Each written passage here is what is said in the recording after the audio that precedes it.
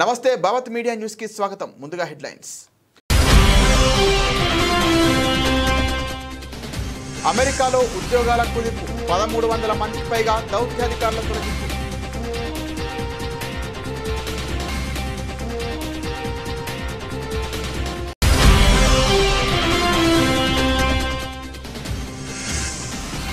కుర్చీ పొందడం అంత ఈజీ కాదు, వచ్చిన అవకాశాన్ని వదులుకోకండి. డీకే శివకుమార్.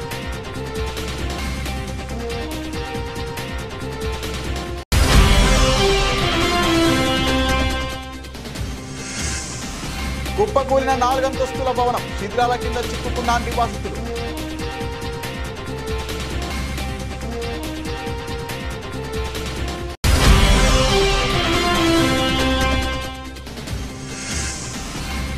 రోహిత్ చట్టాన్ని అమలు చేస్తాం, ఢిల్లీలో మీడియాతో బట్టి విక్రమార్క.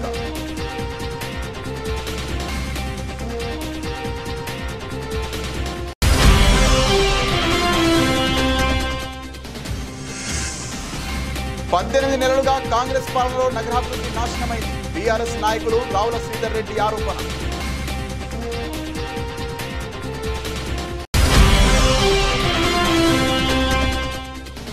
ఏపీ రాజకీయాల్లో హాట్ టాపిక్ గా మారిన రప్ప రప్ప డైలాగ్. రప్ప రప్ప అంటూ బేరంబెర్రిగా మాట్లాడుతున్న పేర్ని నాని.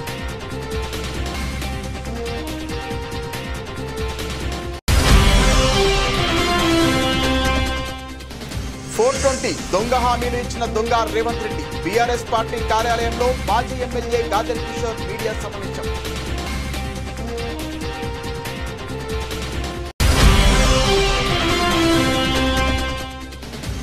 కాకునూరు గ్రామంలో గృహలక్ష్మి పథకాన్ని వెంటనే ఇవ్వాలని డిమాండ్. పోస్ట్ కార్డు ఉద్యమాన్ని ప్రారంభించారు MLC Kalvakuntla Kavitha.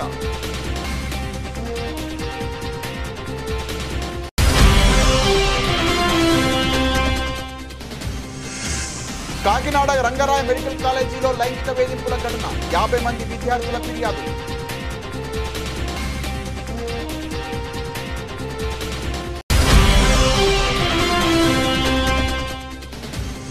IT, auto, energy షేర్లలో భారీ అమ్మకాల ఒత్తిడి. కార్పొరేట్ ఫలితాల సీజన్ కు ఐటీ దిగ్గజం టీసీఎస్ నిరుత్సాహపూరితమైన ప్రారంభం. అమెరికాలో ఉద్యోగాల కుదింపు జరుగుతోంది. విదేశాంగ శాఖలో చర్యలు చేపట్టిన అధ్యక్షుడు డొనాల్డ్ ట్రంప్ యంత్రాంగం 1300 మందికి పైగా దౌత్యాధికారులను తొలగించేందుకు సిద్ధమైంది. ఆ జాబితాలో 1107 మంది సివిల్ సర్వెంట్లు, స్థానికంగా పనిచేస్తున్న 246 మంది దౌత్యవేత్తలు ఉన్నట్లు తెలుస్తోంది. వారందరికీ లే ఆఫ్ నోటీసుల జారీ మొదలైనట్లు సంబంధిత వర్గాలు తెలిపాయి. నోటీసులు అందుకున్న దౌత్యవేత్తలు, సివిల్ సర్వెంట్లను 120 రోజుల పాటు సెలవుల్లో ఉంచనున్నారని, ఆ తర్వాత అధికారికంగా ఉద్యోగం నుంచి తొలగిస్తారని తెలిసింది. వారిలో చాలా మందికి 60 రోజుల సమయం మాత్రమే ఇచ్చినట్లు సమాచారం. శాఖల పునర్వ్యవస్థీకరణలో భాగంగా దౌత్య ప్రాధాన్యాలపై దృష్టి పెట్టామని తాజా నోటీసుల్లో పేర్కొన్నట్లు తెలుస్తోంది. ట్రంప్ యంత్రాంగం ప్రణాళికను అధ్యక్షుడు ట్రంప్, విదేశాంగ మంత్రి మార్కో రూబియోతో పాటు వారి మిత్రపక్షాలు ప్రశంసిస్తున్నప్పటికీ ప్రస్తుత మాజీ దౌత్యవేత్తలు మాత్రం తీవ్రంగా వ్యతిరేకిస్తున్నారు. విదేశాల్లో ఇప్పటికే ఉన్న ముప్పుతో పాటు భవిష్యత్తులో ఎదురయ్యే సవాళ్లను ఎదుర్కొనే సామర్థ్యాన్ని తాజా చర్యలు బలహీనపరుస్తాయని వారు ఆందోళన వ్యక్తం చేశారు. కాగా విదేశాంగ శాఖలో ఉద్యోగాల కోతలు నిలిపివేయాలని కోరుతూ అమెరికన్ ఫారిన్ సర్వీసెస్ అసోసియేషన్ గత నెలలోనే ప్రభుత్వానికి విజ్ఞప్తి చేసింది. విదేశీ సేవలందించే ఈ విభాగానికి అంతరాయం కలిగించడం జాతీయ ప్రయోజనాలను ప్రమాదంలో పడేస్తోందని, ప్రపంచవ్యాప్తంగా ఉన్న అమెరికన్లపై ప్రభావం పడుతోందని అసోసియేషన్ అధ్యక్షుడు టామ్ యాక్జిగెడ్జీ అభిప్రాయపడ్డారు. అయితే అమెరికా ప్రభుత్వ వ్యయాల తగ్గింపు ప్రణాళికలో భాగంగా పెద్ద ఎత్తున ఫెడరల్ ఉద్యోగులను ట్రంప్ యంత్రాంగం తొలగిస్తోంది. ఇప్పటికే యుఎస్ ఎయిడ్, రెవెన్యూ సర్వీసెస్తో పాటు అనేక విభాగాల్లో భారీ సంఖ్యలో ఉద్యోగులను తొలగించారు. కర్ణాటకలో ముఖ్యమంత్రి మార్పుపై వివాదం కొనసాగుతున్న విషయం తెలిసిందే. ఈ వివాదం వేళ డిప్యూటీ సీఎం డీకే శివకుమార్ కీలక వ్యాఖ్యలు చేశారు. కుర్చీ పొందడం అంత సులభం కాదన్నారు. అవకాశం వచ్చినప్పుడే ఆ కుర్చీలో కూర్చోవాలని వ్యాఖ్యానించారు. శుక్రవారం బెంగళూరు న్యాయవాదుల సంఘం నిర్వహించిన కెంపేగౌడ జయంతి వేడుకల్లో పాల్గొన్న డీకే ఈ సందర్భంగా మాట్లాడారు. ఖాళీ కుర్చీలు అందుబాటులో ఉన్నప్పటికీ అందులో కూర్చొని చాలా మంది న్యాయవాదులను ఇక్కడ నేను చూస్తున్నాను. కానీ మేమందరం మాత్రం ఓ కుర్చీ కోసం తీవ్ర పోరాటాలు చేస్తుంటాం. కుర్చీ పొందడం అంత సులభం కాదు. మీరు అవకాశం వచ్చినప్పుడే ఆ సీట్లో కూర్చోవాలి. వచ్చిన అవకాశాన్ని వదులుకోకూడదు. మీలో చాలా మంది త్యాగపూరితం ఉన్నట్లు అనిపిస్తోంది. మీకు అవకాశం వచ్చినప్పుడే ఉపయోగించుకోండి అంటూ వ్యాఖ్యానించారు. వ్యాఖ్యానించారు. ప్రస్తుతం ఆయన కామెంట్స్ వైరల్ అవుతున్నాయి. కర్ణాటకలో ముఖ్యమంత్రిని కాంగ్రెస్ అధిష్టానం మారుస్తోందని, డిప్యూటీ సీఎం డీకే శివకుమార్ను సీఎంను చేస్తారంటూ విస్తృతంగా ప్రచారం జరుగుతున్న విషయం తెలిసిందే. కర్ణాటకలో నాయకత్వ మార్పు ఉండదని, తానే ముఖ్యమంత్రిగా కొనసాగుతానని స్వయంగా సీఎం సిద్ధరామయ్య స్పష్టం చేసినప్పటికీ దీనిపై చర్చ మాత్రం ఆగడం లేదు. రాష్ట్రంలో 5 ఏళ్ల పాటు పూర్తి కాలం తానే ముఖ్యమంత్రిగా ఉంటానని, డీకేను సీఎం చేయడానికి పదవి నుండి దిగిపోమ్మని అధిష్టానం తనను అడిగినట్టు జరుగుతున్న ప్రచారంలో ఎంత మాత్రం వాస్తవం లేదని స్పష్టం చేశారు. 5 ఏళ్ల పాటు నేనే సీఎంగా ఉంటా, ఈ విషయం నేను ఎప్పుడో స్పష్టం చేశా. జూలై 2న చేసిన ప్రకటనలో కూడా ఇదే విషయం చెప్పా. ఆ రోజు నా పక్కన శివకుమార్ కూడా ఉన్నారని పేర్కొన్నారు. సీఎం పదవిపై డీకే ఆశపడుతున్న విషయంపై ఆయన మాట్లాడుతూ, డీకే కూడా ఈ పదవికి ఆశావహుడే, అందులో ఎలాంటి తప్పు లేదు. ఆయన కూడా ఇదే విషయాన్ని పేర్కొన్నారు. కానీ సీఎం కుర్చీ ప్రస్తుతం ఖాళీ లేదు అని చెప్పారు. కాంగ్రెస్ హైకమాండ్ నుంచి తనకు పూర్తి మద్దతు ఉందని పేర్కొన్నారు. గాంధీలు సహా కాంగ్రెస్ అగ్రనాయకుల పూర్తి మద్దతు తనకు ఉందని, తన మద్దతు లేకుంటే సీఎం పదవిలో కొనసాగి ఉండేవాడిని కాదని సిద్ధరామయ్య తెలిపారు. ఢిల్లీలోని సీలంపూర్ ప్రాంతంలో ఈ ఉదయం 4 అంతస్తుల భవనం కుప్పకూలింది. శిథిలాల కింద చిక్కుకున్న పలువురిని రక్షించేందుకు సహాయక కార్యక్రమాలు కొనసాగుతున్నాయి. ఇప్పటి వరకు 4 రక్షించి ఆసుపత్రికి తరలించారు. శిథిలాల కింద ఇంకా పలువురు చిక్కుకొని ఉండవచ్చని అధికారులు చెబుతున్నారు. స్థానికులు కూడా సహాయక కార్యక్రమాల్లో పాలు పంచుకుంటున్నారు. సమాచారం అందుకున్న వెంటనే ఘటనా స్థలానికి చేరుకున్న అగ్నిమాపక సిబ్బంది సహాయక చర్యలు చేపట్టారు. భవనం కుప్పకూలినట్లు ఉదయం 7 గంటలకు ఫోన్ కాల్ వచ్చినట్లు పోలీసులు తెలిపారు. ఉదయం తాను మంచంపై ఉండగా పెద్ద శబ్దం వినిపించిందని, బయటకు వచ్చి చూస్తే ఆ ప్రాంతమంతా దట్టంగా దుమ్ము పేరుకుపోయి ఉందని, అందరూ ఏడుస్తున్నారని ప్రత్యక్ష సాక్షి ఒకరు తెలిపారు. భవనం కూలినప్పుడు అందులో ఎంతమంది ఉన్నారన్న విషయం తెలియరాలేదు. కానీ ఒక కుటుంబంలో 10 మంది ఉంటారని, వారి పరిస్థితి ఏంటో తెలియదని ఆ సాక్షి పేర్కొన్నారు. హైదరాబాద్ సెంట్రల్ యూనివర్సిటీ విద్యార్థి రోహిత్ వేముల చావుకు కారణమైన వ్యక్తులపై చర్యలు తీసుకోకుండా వారికి పదోన్నతులు, ప్రోత్సాహకాలు అందించిన బీజేపీ ప్రభుత్వం దేశ ప్రజలందరికీ క్షమాపణలు చెప్పాలని డిమాండ్ చేశారు. శుక్రవారం ఆయన ఢిల్లీలోని ఏఐసీసీ కేంద్ర కార్యాలయం ఇందిరాభవన్లో AICC SC wing chairman Rajendra Pal గౌతమ్తో కలిసి మీడియాతో మాట్లాడారు. ఆనాడు పోలీసులపై ఒత్తిడి తెచ్చి కేసు నమోదు చేయించిన నాటి ఎమ్మెల్సీ రామచంద్రరావును బీజేపీ తెలంగాణ రాష్ట్ర అధ్యక్షుడిగా నియమించారని, రోహిత్ ఆత్మహత్యకు ప్రధాన కారకుడిగా భావిస్తున్న సుశీల్ కుమార్ను ఢిల్లీలో అసిస్టెంట్ ప్రొఫెసర్గా నియమించారని విమర్శించారు. రాహుల్ గాంధీ చెప్పినట్టుగానే రోహిత్ వేముల చట్టాన్ని త్వరలో తెలంగాణ ప్రభుత్వం తీసుకొస్తోందని డిప్యూటీ సీఎం మల్లు భట్టి విక్రమార్క తెలిపారు. Today I have come here to address the case which has really shaken this country in 2017 when Sri Rohit Vemula, who committed suicide in University of Hyderabad, and which has really made the entire country to think about it, what is happening under the BJP ruling. Sri Vemuk Rohit was a PhD scholar and he was an active member in Ambedkar Students Association. For the discrimination what he was facing in the University of Hyderabad, he along with few friends thought that they'll bring the issues to the authorities of the university for the self-respect and social justice for the Dalits. When he was fighting for the self-respect and social justice under the leadership of BJP, the students wing of BJP, the AVP, led by one Mr. Sushil Kumar, filed a false case and brought lot of pressure on the university authorities to book the cases, to rusticate them from the university, and finally making them to feel so bad, and which has led to the most unwanted thing which has taken place in this country of, like, Rohit Vemula committing suicide. Even in his suicide note, he has mentioned it very clearly that this is institutional murder. And even while, much before committing suicide, he wrote a letter to the then Vice Chancellor saying that the plight of the university and particularly the weaker sections, instead of giving an admissions, better you give us a poison or a rope whereby we can die with hanging ourselves. That shows how the highest educational central universities under the direct control of the union government of the BJP government things. So when this kind of incident has taken place, our leader Sri Rahul Gandhi ji came to the University of Hyderabad, stood for the cause of the social justice and self-respect, and he was 18 నెలలుగా కాంగ్రెస్ పాలనలో నగరాభివృద్ధి నాశనమైంది. గతంలో అభివృద్ధి కార్యక్రమాల కోసం మా BRS నాయకులు ప్రభుత్వానికి ఎన్నో వినతి పత్రాలు ఇచ్చినా పట్టించుకోలేదు. కానీ ఇప్పుడు ఉప ఎన్నిక త్వరలో రానున్నదని మంత్రులు హడావుడిగా బయలుదేరారు. వ్యవసాయ మంత్రి, కార్మిక మంత్రులకు జూబ్లీహిల్స్ నియోజకవర్గంతో ఏం సంబంధం? సొంత డివిజన్ను పట్టించుకొని మేయర్ జూబ్లీహిల్స్లో తిరుగుతున్నారు. చాలా చోట్ల వీధి కుక్కల బెడద ఉంది. చెత్త కూడా తీయడం లేదు. వీధి దీపాలు కూడా వెలగడం లేదు. ఇవన్నీ పట్టించుకోకుండా జూబ్లీహిల్స్లో ఉప ఎన్నిక ఉందని మంత్రులు ప్రజలను మభ్యపెడుతున్నారని బీఆర్ఎస్ నాయకులు రావుల శ్రీధర్ రెడ్డి అన్నారు. జూబ్లీహిల్స్ నియోజకవర్గంలో నగర ఇన్ఛార్జ్ మంత్రి పొన్నం ప్రభాకర్ గారు, వ్యవసాయ శాఖ మంత్రి తుమ్మల నాగేశ్వరరావు గారు, కార్మిక శాఖ మంత్రి వివేక్ వెంకటస్వామి గారు, నగర మేయరు విజయలక్ష్మి గారు, కలెక్టరు ఓ పెద్ద మంది మార్బలంతో కొన్ని సీసీ రోడ్లకు శంకుస్థాపన చేసింది. నాకు అర్థం కాలేదు ఏంటంటే గత 18 నెలల కాంగ్రెస్ పరిపాలనలో నగరంలో పరిస్థితులన్నింటినీ కూడా అస్తవ్యస్తం చేసింది కాంగ్రెస్ పార్టీ. పరిపాలన అంతా కూడా మంటగలిసిపోయింది. చాలా చోట్ల వీధి దీపాలు కూడా వెలుగుతలేవు.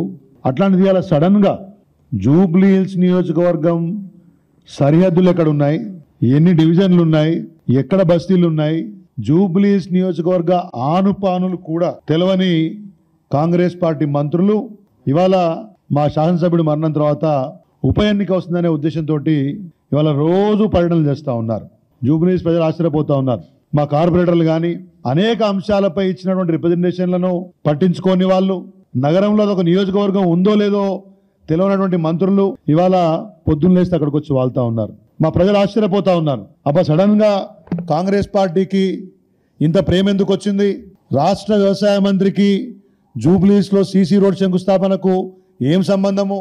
కార్మిక బాగోగులు చూడాల్సినటువంటి వాళ్ళు ఒకవైపు పరిశ్రమల్లో ప్రమాదాలు జరుగుతూ ఉన్నాయి, సరైన పర్యవేక్షణ లేదని చెప్తుంటే కార్మిక శాఖ దాని సంబంధిత శాఖల యొక్క బాగోగులు చూడాల్సినటువంటి ఒక మంత్రి, సొంత డివిజన్లో సమస్యలు కూడా చూడని మేయరు, నగరంలో కుక్కల బెడద ఉంది, శానిటేషన్ సమస్య ఉంది, జిహెచ్ఎంసీ పాలన మొత్తం అస్తవ్యస్తంగా తయారైంది. ఇప్పుడేదో జరిగిపోయినట్టు ఇవాళ జూబ్లీహిల్స్లో రోజు పర్యటన చేస్తూ ఉన్నారు. మీరొచ్చి ఎన్ని హడావుడి ఫోటోషూట్ శంకుస్థాపన.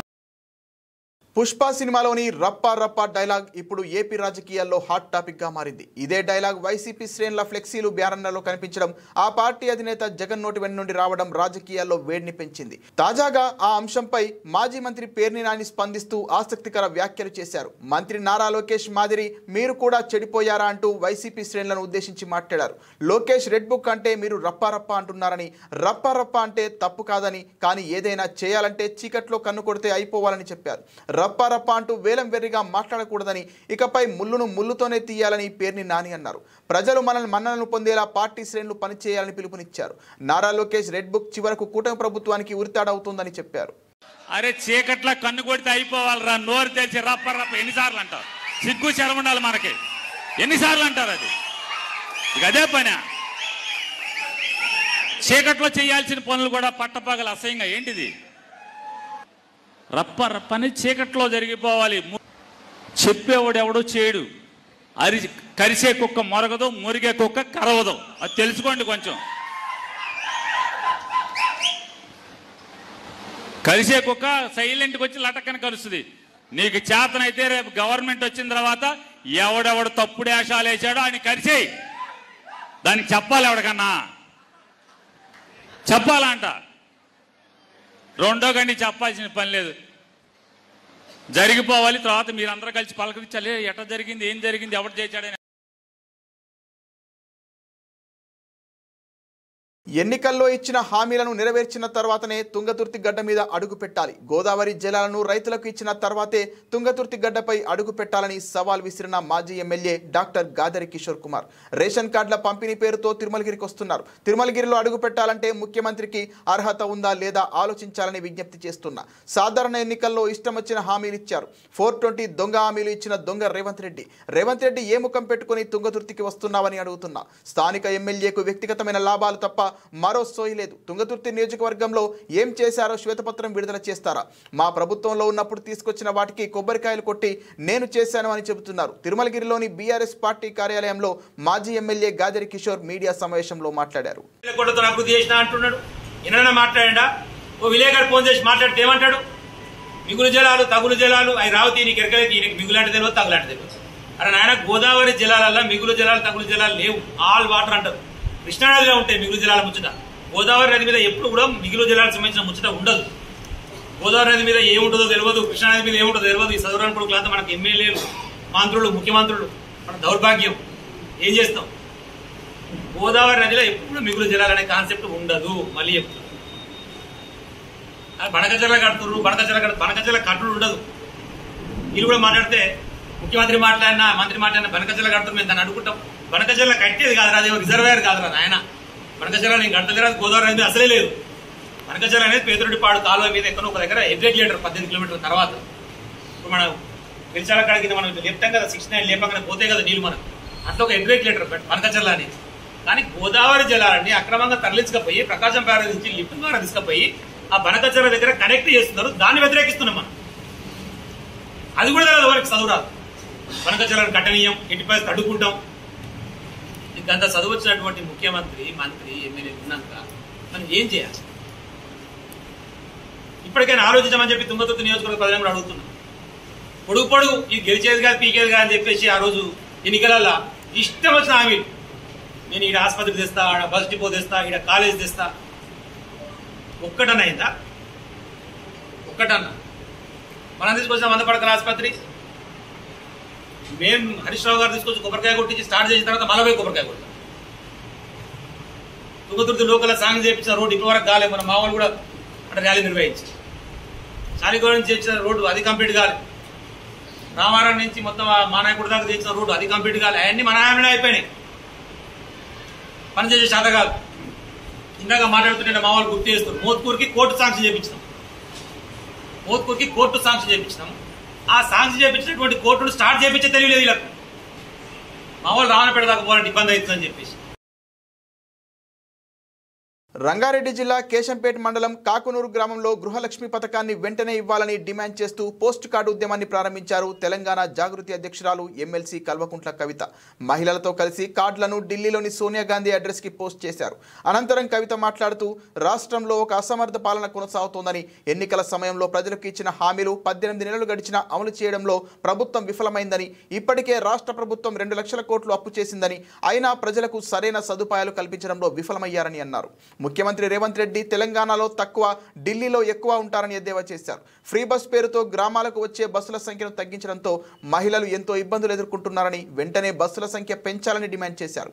రానున్న స్థానిక సంస్థల ఎన్నికల్లో కాంగ్రెస్ కు వ్యతిరేకంగా ఓటు వేయాలని ప్రజలకు సూచించారు. బీసీలకు ఎన్నికల్లో 42% రిజర్వేషన్ కల్పిస్తూ కేబినెట్లో నిర్ణయం తీసుకోవడం ముమ్మాటికి తెలంగాణ జాగృతి విజయమే అని కవిత అన్నారు.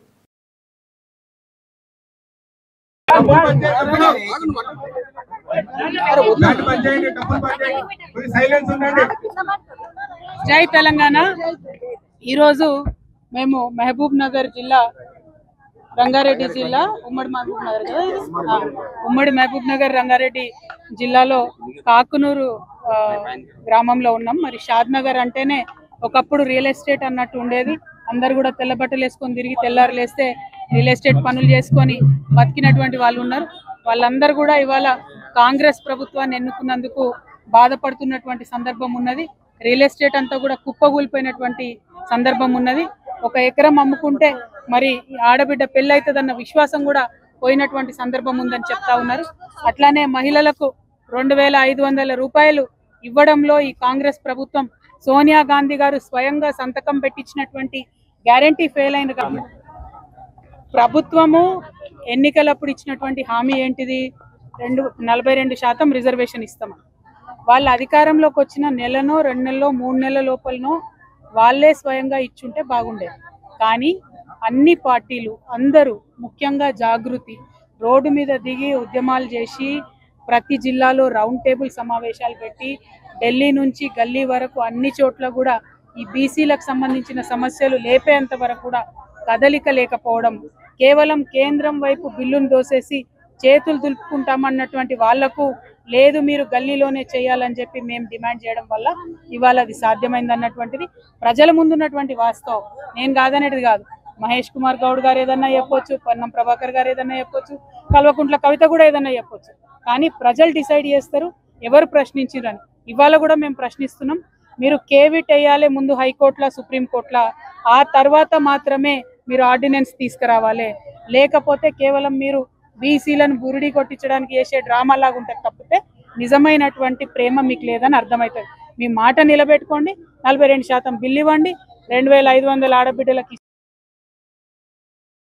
కాకినాడ రంగరాయ మెడికల్ కాలేజీలో విద్యార్థినులపై లైంగిక వేధింపుల ఘటనపై జిల్లా కలెక్టర్ మోహన్ స్పందించారు. ఆరోపణలు వచ్చిన చక్రవర్తి, జమ్మిరాజు, గోపాలకృష్ణ ప్రసాదులపై క్రిమినల్ కేసులు నమోదు చేసి సస్పెండ్ చేశాం. వారంతా పోలీసుల అదుపులో ఉన్నారు. ఈ నెల 9న ప్రిన్సిపాల్కు ఓ విద్యార్థిని మెయిల్ చేయగా ఆ తర్వాత 50 మంది ఫిర్యాదు చేశారు. వాట్సాప్లో అసభ్య మెసేజ్లు, వ్యాఖ్యలు గుర్తించామని చెప్పారు. ఎక్స్ప్లెయిన్ చేయాలి.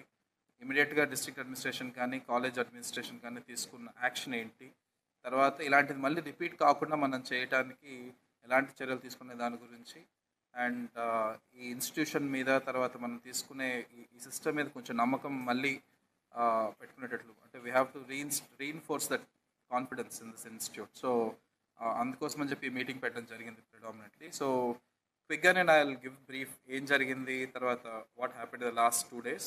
ఆ తర్వాత ఐ విల్ రిక్వెస్ట్ ఎస్పీ గారు to give details about the cases filed and then the further action, criminal action taken on the ఎవరైతే దీని గురించి దోషులుగా తేల్చబడారో వాళ్ళకి క్రిమినల్ యాక్షన్ గురించి ఎస్పీ గారు బ్రీఫ్ చేస్తారు. సో 9th అరౌండ్ 10 o'clock టైంకి మనకి మన రంగరాయ మెడికల్ కాలేజ్ ప్రిన్సిపల్ ఈమెయిల్కి ఒక అనానిమస్ మెయిల్, అంటే ఎలాంటి అడ్రస్, పేర్లు అవేం లేకుండా ఒక వ్యక్తి గురించి వి Kalyan Chakravarthi, Vadarevu Kalyana Chakravarthi, and he is lab attendant in biochemistry lab.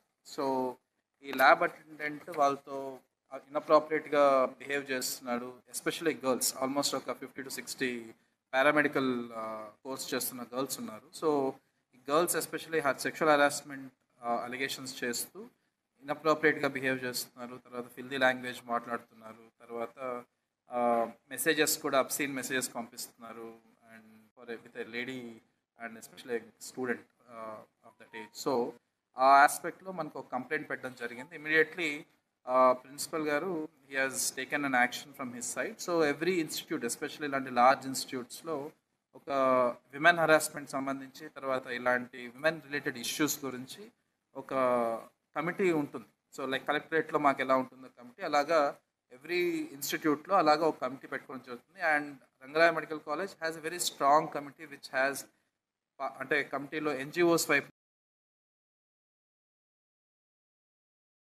IT, auto, energy షేర్లలో భారీ అమ్మకాల ఒత్తిడి శుక్రవారం మార్కెట్ను కుంగదీసింది. కార్పొరేట్ ఫలితాల సీజన్కు ఐటీ దిగ్గజం టీసీఎస్ నిరుత్సాహపూరితమైన ప్రారంభం అందించడం ఐటీ, ఆటో, ఇంధన కౌంటర్లలో అమ్మకాల ఒత్తిడిని పెంచింది. దీనికి తోడు టారిఫ్ సంబంధిత అస్థిరతలు, ప్రపంచ మార్కెట్ల నుంచి అందిన మిశ్రమ సంకేతాలు మార్కెట్పై ప్రభావం చూపాయి.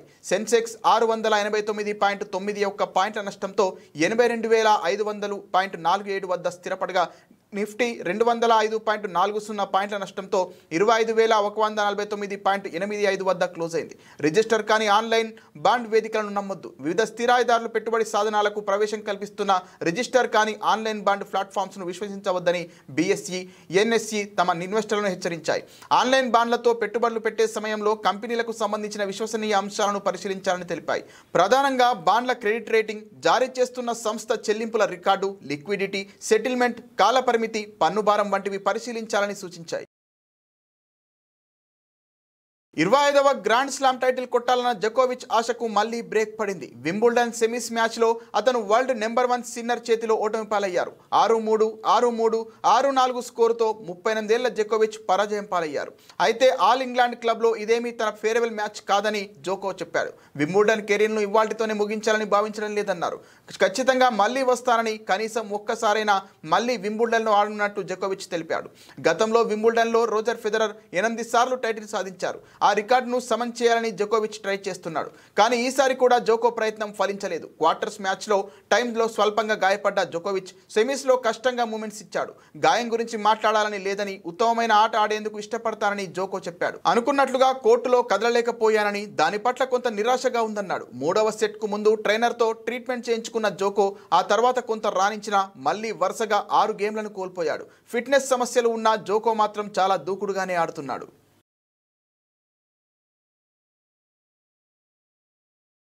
బులెటిన్ ముగించే ముందు హెడ్లైన్స్ మరోసారి. అమెరికాలో ఉద్యోగాల కుదింపు 1300 మందికి పైగా దౌత్యాధికారుల తొలగింపు.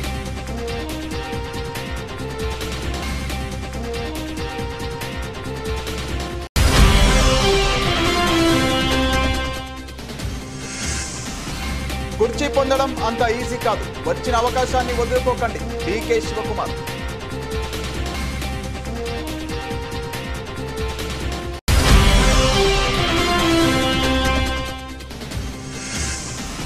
కుప్పకూలిన 4 అంతస్తుల భవనం, శిథిలాల కింద చిక్కుకున్న నివాసితులు.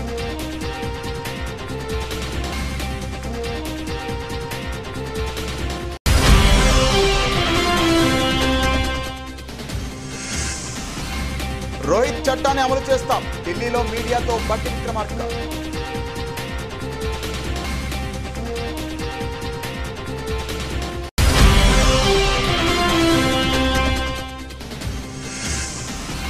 పద్దెనిమిది నెలలుగా కాంగ్రెస్ పాలనలో నగరాభివృద్ధి నాశనమైంది. బీఆర్ఎస్ నాయకులు రావుల శ్రీధర్ రెడ్డి ఆరోపణ.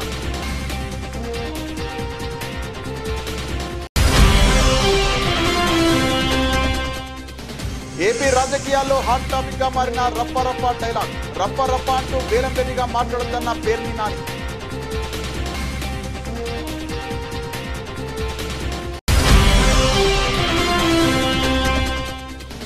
420 దొంగ హామీలు ఇచ్చిన దొంగ రేవంత్ రెడ్డి. బీఆర్ఎస్ పార్టీ కార్యాలయంలో మాజీ ఎమ్మెల్యే గాజరి కిషోర్ మీడియా సమావేశం.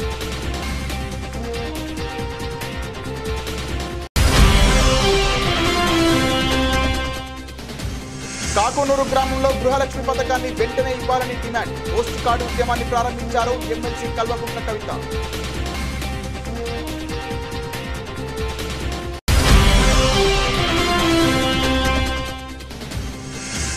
కాకినాడ రంగరాయ మెడికల్ కాలేజీలో లైంగిక వేధింపుల ఘటన. 50 మంది విద్యార్థుల ఫిర్యాదు.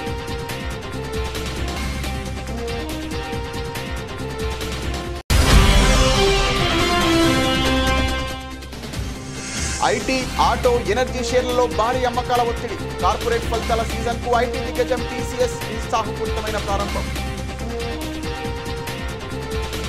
ఇది వాటి బులెటిన్. మరిన్ని వార్తల సమాహారంతో మళ్ళీ కలుద్దాం.